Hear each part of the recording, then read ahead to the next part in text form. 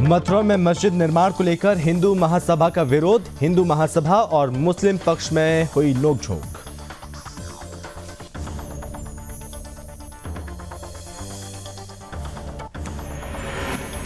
मेरठ में नहीं रुक रही हैं गौकशी की घटनाएं। ठंड और कोहरे में बढ़ रही गौकशी की घटनाएं। पुलिस प्रशासन की सख्त कार्रवाई कब?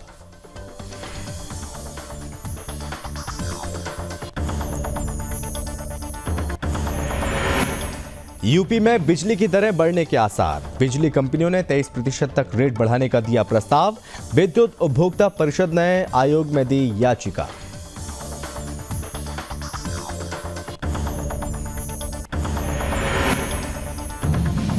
बरेली में डॉक्टर की लापरवाही आई सामने। पैसों की लालच में डॉक्टर बना हैवान। प्रशासन ने लिया मामले में संज्ञान। कार्रवाई जारी।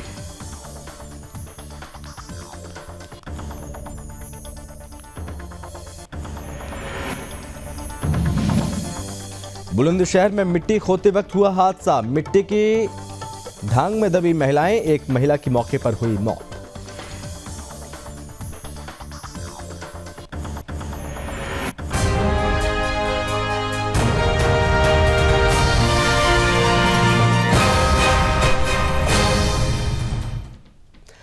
नमस्कार, बहुत स्वागत है आप सभी का आपका राज्य आपकी खबर में। मैं हूं आपके साथ संभव गुप्ता और इस बुलेटिन में हम सबसे पहले बात करेंगे यूपी के मथुरा से, जहां जमुना पार के गांव ईसापुर में उस वक्त माहौल गर्म हो गया जब 2009 में बनी मस्जिद, जिस पर सरकारी सील के बावजूद मुस्लिम समाज द्वारा इस पर अवैध निर्माण कराया जा रहा था और जिसकी सूचना अखिल भारतीय हिंदू महासभा के कार्यकर्ताओं को पता चला। मौके पर पहुंचे हिंदू महासभा के कार्यकर्ताओं ने निर्माण का विरोध किया।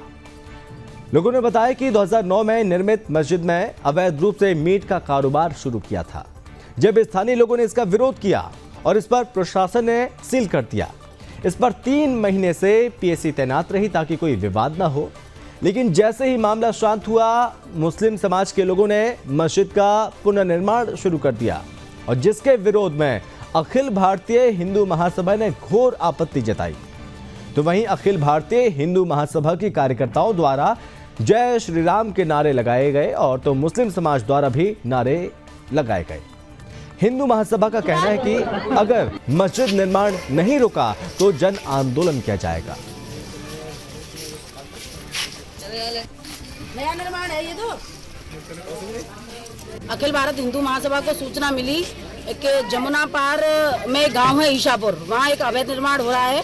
यहाँ आके हमने मौके पे देखा तो 2009 में यहाँ पे बिना परमिशन के नगर निगम की जमीन पर एक ईदगाह बनाई गई थी जिसमें स्टे लगा और यहाँ पीएससी भी तैनात थी। यहाँ दोबारा ये निर्माण शुरू हुआ 4 से 5 दिन पहले और यहाँ के मौके पर एसएचओ ने आके उस निर्माण को रुकवाया। हम लोगों ने स्थानीय लोगों से, मुस्लिम पक्ष से जब बात की है तो उन लोगों का कहना ये है कि ये हमारी जगह है, हम अपनी जगह पे एक निर्माण करा रहे थे। पर मेरा कहना ये है कि अगर ये जगह तुम लोगों की है तो यहाँ बिना परमिशन के कोई ईदगाह, कोई मस्जिद, कोई दरगाह यहाँ नहीं बन सकती है। आप लोग परमिशन लो, आप कुछ भी बनाओ, कोई दिक्कत नहीं है। फिर इन लोगों मौके पे इन लोगों ने बताया है कि इन लोगों का खसरा नंबर 17, खसरा नंबर 19 ये सब नगर निगम की जमीन है, यहाँ बुलडोजर चलना चाहिए। यहाँ ईसापुर गाँव में हमारे हिंदू महासभा के सैकड़ों कार्यकर्ता आए हुए हैं और यहाँ पर सरकारी जमीन पर अवैध अतिक्रमण चल रहा है। उस निर्माण को देखने आए हम भी और हम शासन प्रशासन से मांग करते हैं कि जिस प्रकार के भी अवैध अतिक्रमण हो रहे हैं, जैसे औरंगजेब ने किया था यहाँ के जन्मभूमि पर ईदगाह का निर्माण किया मंदिर को तोड़कर, उसी प्रकार यहाँ उनके जो वंशज हैं अवैध अतिक्रमण कर रहे हैं। तो ऐसे अवैध अतिक्रमण भारत में कहीं भी नहीं होने चाहिए। हम शासन प्रशासन यही मांग करते हैं, अवैध अतिक्रमण को रोककर। खबर यूपी के मेरठ से है, जहां गौ तस्करों पर लगातार कार्रवाई की जा रही है, तो वहीं दूसरी ओर गौकशी रुकने का नाम नहीं ले रही है। पुलिस के लगातार प्रयास हो रहे हैं, उसके बावजूद भी गौ तस्करों पर पुलिस शिकंजा नहीं कस पा रही है। दरअसल ब्रह्मपुरी क्षेत्र के माधवपुरम सेक्टर 3 में गौकशी की सूचना पर स्थानीय लोगों ने जमकर हंगामा किया। मौके पर पहुंचे सीओ का स्थानीय लोगों ने घेराव कर लिया। स्थानीय लोगों ने आरोपियों को पकड़ने की मांग की।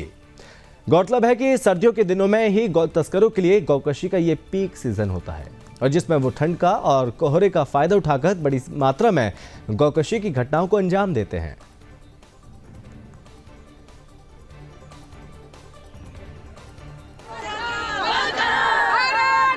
ये ब्रह्मपुरी थाना क्षेत्र अंतर्गत सेक्टर 3 में कम्युनिटी हॉल के पीछे की तरफ आज प्रातः गोवंश के अवशेष प्राप्त होने की सूचना प्राप्त हुई थी। इस सूचना पर स्थानीय पुलिस और स्थानीय अधिकारियों के द्वारा तत्काल मौके पर जाकर अवशेष को हटवा दिया गया है। इस संबंध में थाना ब्रह्मपुरी पर समुचित धाराओं में अभियोग पंजीकरण किया जा रहा है। इस घटना को कारित करने वाले और इसके पीछे जिन लोगों का इन्वॉल्वमेंट रहा है, इसके संबंध में 3 टीमें गठित की गई हैं, जो आसपास के सीसीटीवी कैमरे और आपराधिक इतिहास वाले व्यक्तियों से पूछताछ कर रहे हैं। शीघ्र ही पूरे घटना।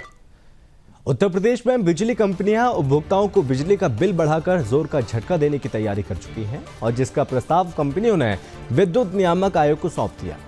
सबसे अधिक वृद्धि घरेलू उपभोक्ताओं पर 18 से 23%, कृषि पर 10 से 12%, उद्योगों पर 16% बढ़ोतरी का प्रस्ताव रखा है। इसके साथ ही औद्योगिक घरानों का पदार्पण भी उत्तर प्रदेश में होने की आहट सुनाई दे रही है। दरअसल देश के बड़े औद्योगिक घराने अडानी ग्रुप ने नोएडा में विद्युत वितरण के लाइसेंस के लिए आवेदन दाखिल किया है और साथ ही आपको बता दें कि इन सबके विरोध में राज्य विद्युत उपभोक्ता परिषद ने विद्युत नियामक आयोग में याचिका दाखिल कर थी। वहीं राज्य विद्युत उपभोक्ता परिषद के अध्यक्ष अवधेश वर्मा से बात की हमारे सहयोगी रवि शर्मा ने। आइए सुनाते हैं। आता है जिसमें बिजली दरें सबसे ज़्यादा है, तो सबसे सवाल ये उठता है कि अगर बिजली दरें ज़्यादा है तो निश्चित तौर पर तर्कसंगत उसे बनाया जाना चाहिए। इसी बीच विद्युत नियामक आयोग में प्रदेश की बिजली कंपनियों ने एक प्रस्ताव दाखिल कर जिसमें कहा प्रदेश के घरेलू उपभोक्ताओं की 18 से 23%, जो हमारे किसान है 10 से 12%, जो हमारे लाइफलाइन गरीब उपभोक्ता बीपीएल है उनकी भी 17% और जो हमारे उद्योग है उनकी 16% और जो वाणिज्यिक उपभोक्ता है उनकी 12% की बढ़ोतरी प्रस्ताव दे दिया, जिसके विरोध में हमने उसी दिन विद्युत नियामक आयोग में याचिका लगाई। कहना अडानी घराने ने आवेदन किया है, तो क्या इनको लेने से क्या दिक्कतें सामने आएंगी? आज के डेट में बिजली कंपनियों को सबसे ज्यादा राजस्व अगर प्राप्त होता है तो नोएडा जनपद से है। वहाँ वितरण हानियां सबसे कम है, सिंगल डिजिट में 9% के ऊपर नहीं है वितरण हानियां। तो पता चला कि जहाँ पे कोई काम नहीं करना है वो निजी घराने लेने आ जाते हैं और जहाँ काम करना है, जहाँ पे राजस्व नहीं आ रहा वहाँ पे लेने के लिए नहीं आते, इसलिए उनकी मंशा ठीक नहीं है। बिजली उपभोक्ता बिजली की दरों को लेकर के पहले से ही परेशान है और वर्तमान में अभी बिजली कंपनियों ने विद्युत नियामक आयोग में एक प्रस्ताव पारित रखा हुआ है जिस पर 18 से 23% बिजली के दरों को बढ़ाने के लिए प्रस्ताव दिया गया है। क्या उपभोक्ता इन बढ़े हुए दरों के साथ बिजली का बिल जमा कर पाने में सक्षम होगा? क्या सरकार पे इस पे संज्ञान नहीं लेना चाहिए? नियामक आयोग इसका क्या फैसला करता है, ये देखने का विषय है। रवि शर्मा, सुदर्शन। खबर यूपी के बरेली से है जहां डॉक्टर की बड़ी लापरवाही का मामला सामने आ रहा है। दरअसल पूरा मामला बीसलपुर चौराहे के पास सिटी गार्डन में बने अल मदीना निजी अस्पताल को लेकर है, जहां सरकारी अस्पताल में इलाज कराने आए मरीज को निजी अस्पताल के पीआरओ ने अपने कमीशन के लालच में एक गरीब वर्ग की महिला मरीज की जिंदगी तबाह करने में कोई कोर कसर नहीं छोड़ी। डॉक्टर ने जिस तरह मरीज के पेट का ऑपरेशन किया वो ऐसा प्रतीत हो रहा है जैसे किसी जानवर का ऑपरेशन कर उसके कटे पेट की सिलाई करती हो। मरीज के तीमरदारों ने उनके मरीज के बिगड़ी हालत के चलते उन्होंने मीडिया को बुलाया। उन्होंने अस्पताल के काले कारनामों का चिट्ठा भी खोल दिया। मामला बिगड़ते देख डॉक्टर आनन फानन में फरार हो गए। वहीं महाराणा प्रताप चिकित्सालय के सीएमएस डॉक्टर मेघ सिंह ने अल मदीना अस्पताल के प्रशासन के खिलाफ मामले की जांच कराकर कड़ी कानूनी कार्रवाई करने की बात कही है।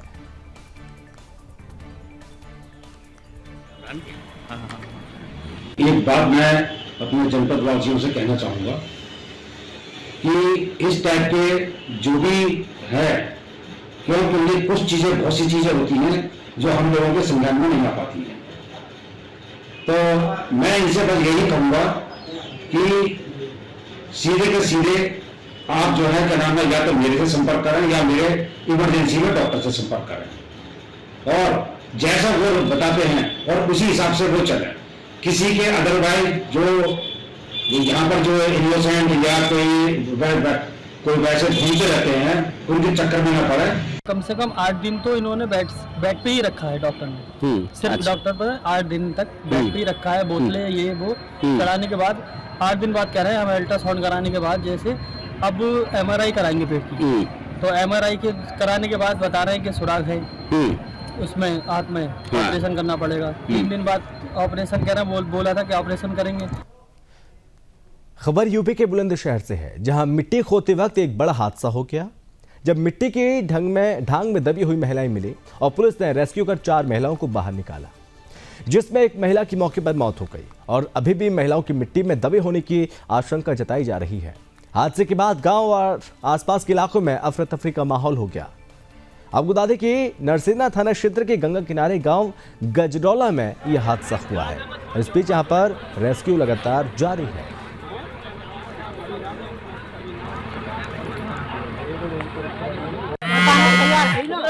ये थाना नरसेना क्षेत्र में गजरौला गांव पड़ता है। वहां पे कुछ ग्रामीण महिलाएं गंगा किनारे मिट्टी इकट्ठा कर रही थी। उसी के दौरान वहां लैंडस्लाइड हुआ, जिसमें कि वो लोग उसमें दब गए थे। उसमें से 4 महिलाओं को वहां से रेस्क्यू कर लिया गया है और एक महिला की उसमें दुर्भाग्यपूर्ण मृत्यु हो गई है। खबर यूपी के सोनभद्र से है, जहां प्रधानमंत्री नरेंद्र मोदी के आह्वान पर देश आजादी का अमृत महोत्सव मना रहा है, लेकिन अभी भी 30% आबादी मूलभूत सुविधाओं से वंचित है। दरअसल 60 किलोमीटर दूरी पर स्थित जुगैल बहुत बड़ा ग्राम पंचायत है और जिसकी आबादी लगभग 65,000 के आसपास है। ग्राम पंचायत सुनीता यादव ने जिलाधिकारी चंद्र विजय सिंह के समक्ष गांव की भूमिहीन ग्रामीणों को पट्टा देने, राशन कोटा की संख्या बढ़ाने, इंटरमीडिएट तक विद्यालय और एक पहाड़ी क्षेत्र होने से पर्यटन की अपार संभावनाओं की बातों को रखा है। गौरतलब है कि ग्राम पंचायत जुगैल अभी भी देश विदेश के संचार माध्यम से नहीं जुड़ पाया, क्योंकि वहां किसी भी कंपनी का कोई नेटवर्क टावर नहीं है। जिलाधिकारी चंद्र विजय सिंह ने ग्राम प्रधान को आश्वस्त किया कि जल्द ही इस पर काम शुरू किया जाएगा।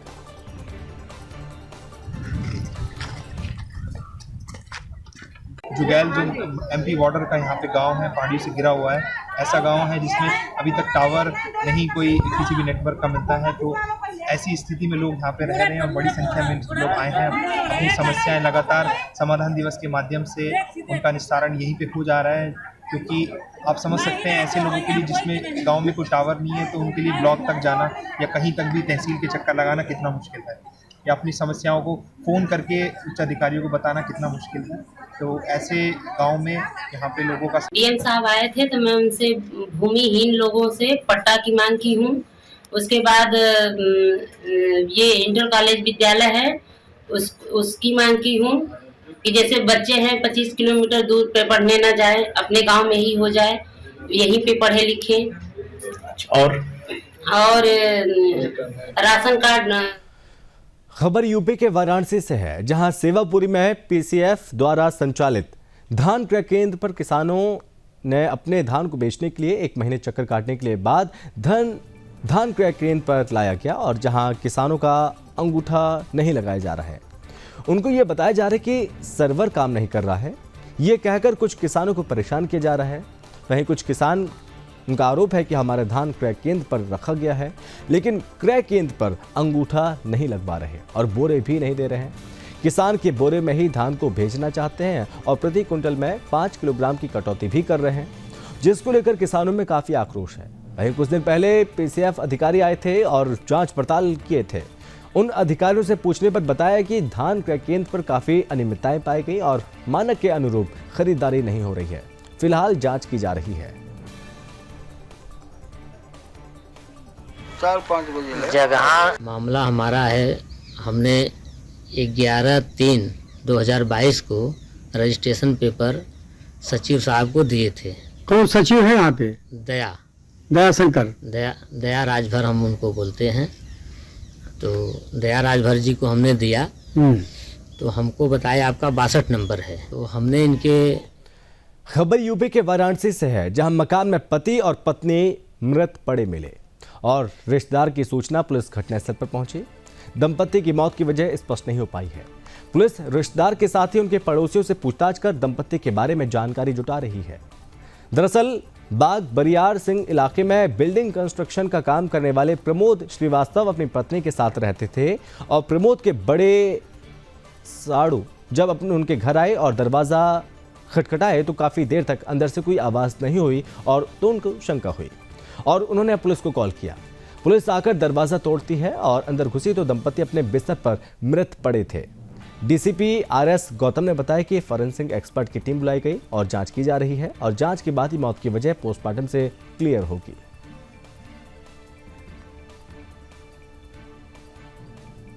आज क्या करने आप आए हैं? आज क्या करने आए?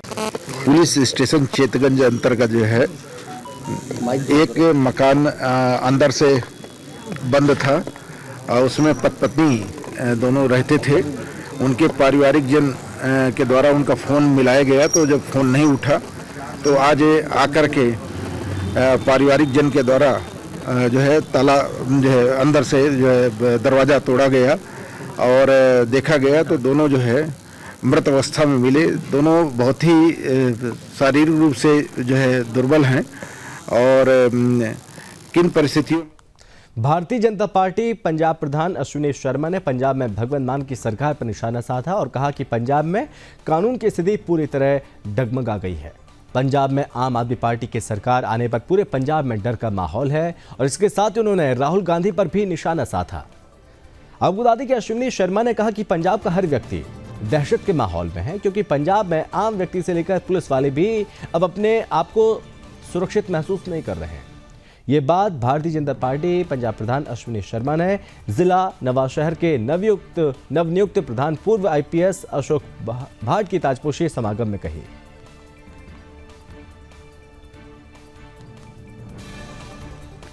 बिहार के समस्तीपुर जिला मुख्यालय अंतर्गत नवगठित नगर निगम समस्तीपुर में चुनौतियां आम बात हो गई हैं।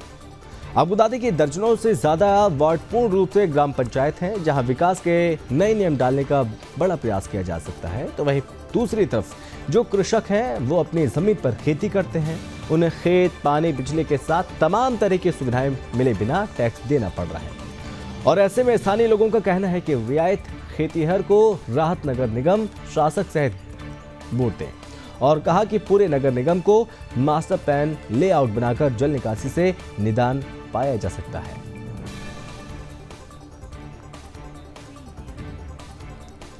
मध्य प्रदेश के करेली में कौरव समाज ने राहुल गांधी का पुतला जलाया, मुख्यमंत्री के नाम ज्ञापन सौंपा।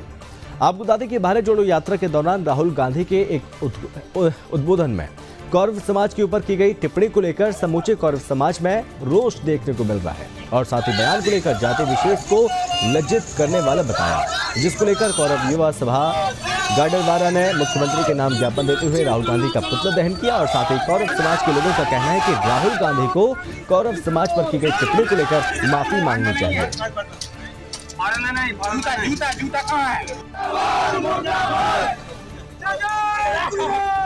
आज कौरव युवा सभा के द्वारा राहुल गांधी का पुतला दहन कार्यक्रम गाडरवारे में किया जा रहा है। जो राहुल गांधी ने अपना वक्तव्य दिया है अम्बाला में, उसकी हम घोर निंदा करते हैं और समस्त कौरव समाज के बंधु मिलकर आज राहुल गांधी का पुतला दहन करेंगे और ज्ञापन देंगे, क्योंकि राहुल गांधी के द्वारा जो उसको पूरा देश पप्पू कहता है वो हम कुरवंशियों पर आरोप करेंगे। कुरवंशियों का नाम लेकर हमारी समाज कि आप सभी उपस्थित थे। पिछले दिनों अपनी यात्रा के दौरान पंजाब में राहुल गांधी ने कौरव समाज को दृढ़ को लेके संघ को घेरते हुए जिस प्रकार का वक्तव्य दिया है, उसकी संपूर्ण समाज भारतवर्ष में रहने वाले सभी कौरववंशी बहुत बहुत निंदा करते हैं। ये घटना बार बार हम लोग चेताते रहे। विभिन्न मध्य प्रदेश के ग्वालियर में सड़क सुरक्षा सप्ताह को लेकर सांसद विवेक नारायण शेजवलकर और साथ ही एडीजी डी श्रीनिवास वर्मा ने पुलिस की 2 पहिया वाहन रैली को हरी झंडी दिखाकर रवाना किया। आपको बता दें कि पुलिस कंट्रोल रूम से प्रारंभ होकर शहर के प्रमुख मार्गों से होती हुई फूलबाग चौराहे पर रैली का समापन हुआ और रैली की अगुवाई एसएसपी अमित सांघी कर रहे थे। और साथ ही दोपहिया वाहन रैली में पुलिस के अधिकारी और जवान बड़ी संख्या में शामिल हुए और साथ ही रैली को हरी झंडी दिखाई, जिसके बाद आज सड़क सुरक्षा पखवाड़ा का शुभारंभ ग्वालियर में पुलिस के द्वारा किया जा रहा है और जो रोड सेफ्टी बहुत महत्वपूर्ण है, तो रोड सेफ्टी में हम ये अवेयरनेस बढ़ाना चाहते हैं कि जब आप दोपहिया वाहन चलाएंगे तो हेलमेट अनिवार्य रूप से पहने, आपका कागजात साथ में रखें, सेफ्टी का ध्यान रखें। जब आप चौराहे पे जाते हैं तो रुको, देखो, जाओ, इसका नियमों का पालन करें। और जब आप कार में जाते हैं तो अनिवार्य रूप से सीट बेल्ट पहने, इससे कई दुर्घटनाओं में लोगों की जान बच जाती है। और इसी के साथ इस बुलेटिन में बस इतना ही। आप बने रहिए सुदर्शन न्यूज़ के साथ। जय हिंद।